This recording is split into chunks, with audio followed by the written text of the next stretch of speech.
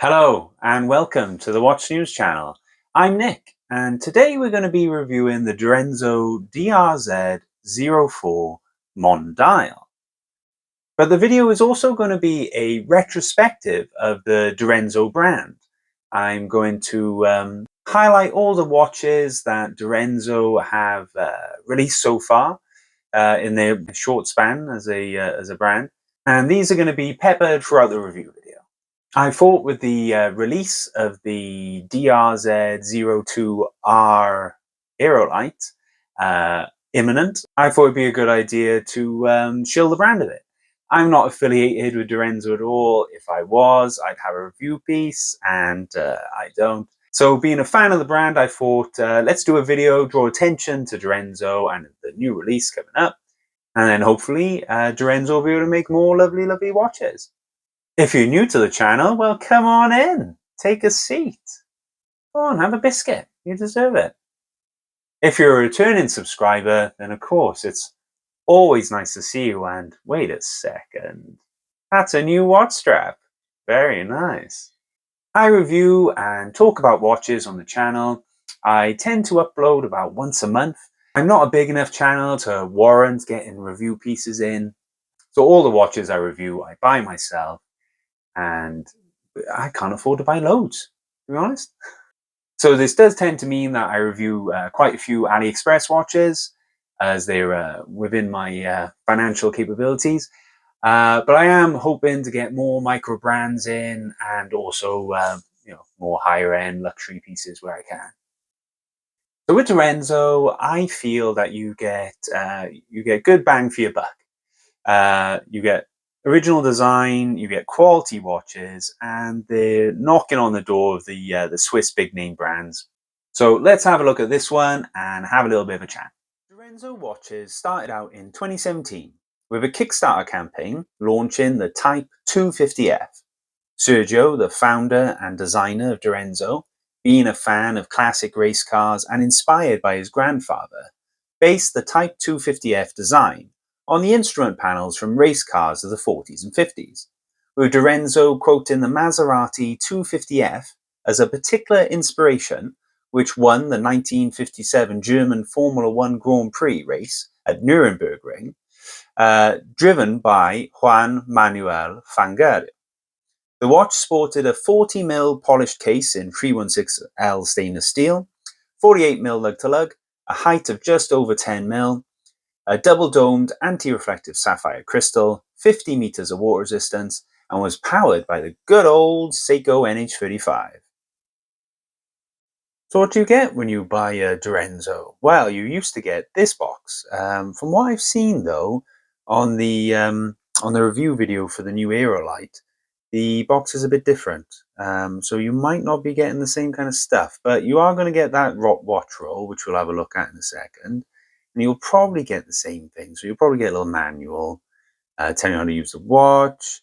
I don't know if you're going to get the pin. It is a nice little pin, gold, with Durenzo, and a personalized thank you card from Sergio himself. Whether that'll come with a new one, I don't know. He might keep that up, he might not. You will get one of these lovely watch rolls, though. Durenzo uses these nice, lovely felt lined, sort of canvasy material watch rolls. They're very nice. The original 250F, the first Durenzo watch released, was actually supplied with what Sergio called a passport wallet. And that was made of leather. It was inspired by the old tool rolls used in the car races in the 50s, going with the watch style of the watch. So the passport wallet, as you guessed it, also had a pocket for a passport. I really liked that. It was pretty cool. The design's moved on onto this watch roll. It's well made, though, with 3 pockets, but sadly, no passport holder. Let's have a look at the Mondial specification. So you've got a 40mm case, which is 316L stainless steel, but it does have a scratch-resistant coating on both the case and the bracelet. You've got a lug-to-lug of 48mm, a thickness of 10.8 millimeters. Water resistance, you've got 100 meters of water resistance with a screw-down crown and case back. Of course, you've got a sapphire crystal with plenty of anti-reflective coating. The weight of the watch with the bracelet and all the links is around 150 grams. And when you purchase the watch directly from Durenzo, you get a 2-year warranty. Of course, this is an integrated bracelet watch, so I haven't mentioned the lug width, but you can purchase rubber straps for the Mondial direct from Direnzo, as well as half links if you have trouble getting a proper fit. The Mondial comes supplied on a bracelet with a butterfly clasp, but you can buy a diver's clasp as an optional extra if preferred. The Mondial has a lovely profile and comes on a fully articulated H-link bracelet. And it comes on a signed butterfly clasp, but as mentioned, you can get the diver clasp if preferred. The bracelet has high polished center links, and then the H links are brushed, giving you some lovely light play. On this particular model, we've got the gorgeous red dial with a beautiful degrade going from light in the center to almost black at the very out edges of that bowl. A lovely chamfer as well, running from the lug to lug on the case, and that's on the bottom of the case and the top. Again, giving some lovely light play between the high polish on the top and the bottom, between the lovely brushed finish on the side of the case. Signed Direnzo on the clasp. You've got a double button pusher release for the butterfly clasp. It's all lovely, fully milled. It's all beautifully well done, and a nice bit of pelage on the inside of the clasp as well. Sergio didn't rest on his laurels, and by 2018 he had designed a second watch and launched another Kickstarter for the DRZ-02, which I feel was the true birth of the Direnzo design language. There are elements in the 250F that have carried across, but most of the unique elements that you now classify as being particularly Direnzo first appeared in the 02, and it was his first Swiss watch. As the 250F, although assembled in Switzerland, of course, couldn't use Swiss-made housing a Japanese movement. The DRZ-02 had a 41mm cushion-style case, 2-layer sandwich construction dial with the now unique to the brand bowl shape, 48mm lug-to-lug 316L stainless steel, this time though with an option of also being able to have a black PVD coating, 11mm thick, sapphire crystal with anti-reflective coating, 50 meters of water resistance, and a Swiss Solita SW200 to power it. Integrated bracelets, when well done, I find always well received. The Crystal Award 12 has done really well since its release, and of course Tissot have their 35mm automatic PRX on the way, as fans clamoured for a smaller size with an automatic movement. I've dabbled in the past with integrated bracelets. I had a Spectre Time Phantom 2 for a while, and a 40mm quartz PRX. I've also bought a few of the AliExpress, Patek, and AP homages, but the homages weren't of the best quality, and the Phantom 2 handset wasn't quite as good as the rest of the watch, and that spoiled it for me, so I ended up moving it on. So the Mondial has a sapphire caseback, so you are getting a sapphire sandwich. It's a screw-down caseback as well, helping to get that 100 meters water resistance, the screw-down crown as well. You've got Côte de Genève striping on the rotor, as you see. You've got very nice looking rotor on the watch, and again that attention to detail. Direnzo's third release was Sergio's foray into dive watches. This was in 2020 with the DRZ-03 Eclipse, paying homage to iconic dive models of the 60s, retaining the now brand traits of a bowl dial, 50s race car inspired handset, but incorporating a broad arrow hour hand. The Eclipse had a 40mm case, 47.5mm lug to lug, 20mm lug width, it was 12mm thick, sapphire crystal, anti-reflective coating, 200 meters of water resistance, making it a proper diver, and a Solita SW200-1, giving this particular diver its juice. Its most popular colorway was the red, and it was nicknamed the Blood Moon, which is pretty cool. The 03 also got a re-release late in 2022 with the new and improved version 2 being basically the same watch, but with some subtle improvements such as better loom, curvier lugs, and slight changes to the dial design. And talking about dials, the Mondial's dial is definitely a star of the show. With that bowl design, that unique bowl design that's Durenzo uses. Beautiful high polish then on the hands and the indexes. You've got a brushed bezel with a high polish around the side, again giving you that beautiful light play going into the bracelet. You've got a chamfer going down the edge of the bracelet, again on the top and the bottom, and screwed links, no problems getting the screws in and out of this bracelet to be able to change the size. I've had a little bit of difficulty getting it to the right size to my wrist, but Direnzo have now released half links to be able to help with that, because that was an issue that a lot of people were saying that they're having when using the butterfly clasp. And Direnzo is one of those brands that listens to its customers. If you message Direnzo on Facebook groups or just email them directly, there's a good chance they're going to be having a good look at that and considering it for the next release. The DRZ-02 was the Direnzo watch that had first caught my attention, but it had been long sold out by the time I come across it in the forums and groups. And although lovely, the 03 was another diver when at that time my collection consisted primarily of divers, so it just wasn't for me. And I saw the release of the DRZ-04 Mondial in 2021, but I didn't really pay attention until I saw one in steel at a Red Bar meetup. Sergio drew inspiration from the time when jet planes revolutionized the world of air travel for the design of the Mondial, and his first release came in blue, grey, green, a limited black meteorite, and white dial colorways. The white dial having matte black hands singling it out against the others, which all sported high polish hands. And the white dial variant was the watch I handled at the meetup, and that's the one I wanted. But guess what? They were all sold out. So I trawled the internet and eventually was able to get hold of a steel grey variant. And it was gorgeous. I loved it. But that nagging feeling that I wanted the white dial just wouldn't go away. So when Sergio released a second batch of Mondials with some new colorways in 2022, a light blue, purple, red, meteorite red, but also reissuing the white. So in my infinite wisdom, I decided to sell the rare Mark I sold out, not coming again variant that I already had, to buy the white. However, after I sold the grey, which I really do regret if you hadn't realised already, things took a turn for the worse for me financially, and I could no longer afford to buy the white and I had to cancel my order with Sergio. But I have to say, Sergio was a gent and they cancelled my order and there was no issues with doing so. Powering the Mondial is a Solaris SW200 elaborate grade movement.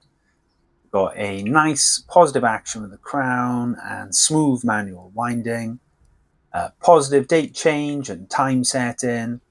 The crown is rounded and smooth to grip, making it comfortable but not hard to turn. And you have a screw down crown helping that 100 meters water resistance, making this really a go anywhere, do anything watch. The signature Durenzo handset, which I'm not absolutely sure what it's called really, that kind of shape. I've seen a few like high-end watches use that shape, but I'm not sure what it's called. Let me know in the comments. Beautiful handset anyway, high polish indexes, and those again quite unique to the brand now, oblong shapes, and a circular date window. The date window might be a little small, but it's perfectly readable. Durenzo also released the DRZ-05 Solaris in 2022. Another dive watch, this time with an inner rotating bezel. The Solaris being a continuation of the DRZ-03's Eclipse's design process, but with new details such as different case shape and new beads of rice bracelet. So the Solaris had a smaller 39mm case, 47mm lug-to-lug, 12.5mm thick, 200 meters of water resistance, a flat sapphire crystal, plenty of anti-reflective coating, and a Labrador grade Solaris SW200-1. Here's the Mondial on my 6.75-inch wrist. The case shape conforms to the wrist, so it doesn't wear larger than its 40mm size, but it still has really good wrist presence and is very comfortable on the wrist due to those chamfers on the underside of the case and the bracelet. And then looking at the dial, we've got a circular brushed bowl dial with a printed logo at 12 and automatic below the pinion. The font used for both logo and automatic I think are very nice and work well with the style of the watch. A printed minute track going around that bowl and another track then further within the dial, with the seconds hand lume plot passes over, which is a nice effect. The circular date aperture and the white date wheel sitting with this inner track also. The Mondial is equipped with BGW9 and glows a lovely, brilliant blue colour, and there's a decent application of it on both the hands and the indexes. The lume lasts well, and you're going to be able to read the time in the early hours of the morning without any issue. I didn't do a lume test with the watch because I forgot, to be honest, but I can assure you the lume is well applied and it does last a long, long time. Roll on to 2023, and Durenzo released a few new colorways of the Mondial. A yellow, very popular with matte hands again, same as the previous light blue, and a gorgeous black and blue meteorite dial variant. Oh, stunning. And announced the release of the follow-up of the DRZ-02, the DRZ-02R Aerolite. The Areolite will be available to purchase direct from Direnzo watches, I believe from the 15th of July 2023. There are hands-on videos out there of the Areolite.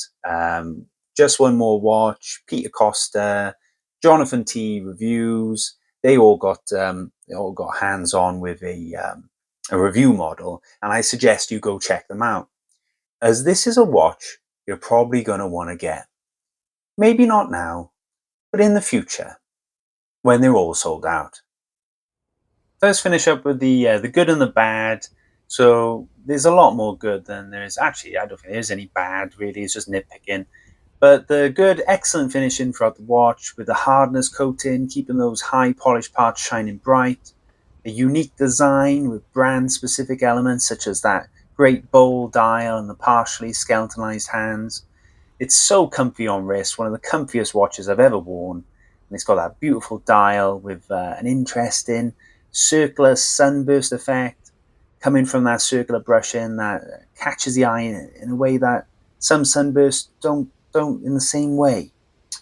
Onto the bad, well, these aren't really bad points again. Like I said, it's nitpicking. The date window is a little small, and on previous versions of the Mondial, the date window was color matched to the dial, which I preferred. The lume fill is a little bumpy in places, but it's barely noticeable. And the degrade effect on the dial is maybe a bit too strong, making the dial look smaller than it should, but it's a personal taste thing. Overall, the Mondial deserves its Swiss-made label. The watch is very well made, with tight tolerances and a great attention to detail. Sergio, the brand owner and designer of Direnzo watches, has a really good eye when it comes to what works when designing a watch, and has established a brand identity, making any Direnzo watch obvious as a Direnzo from across the room.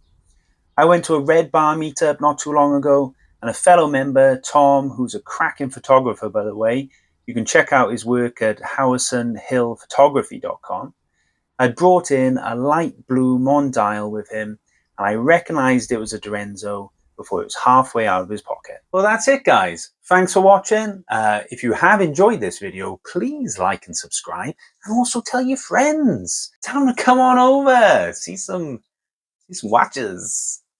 I've put the links to the hands-on videos that I mentioned in the description, so go check those out.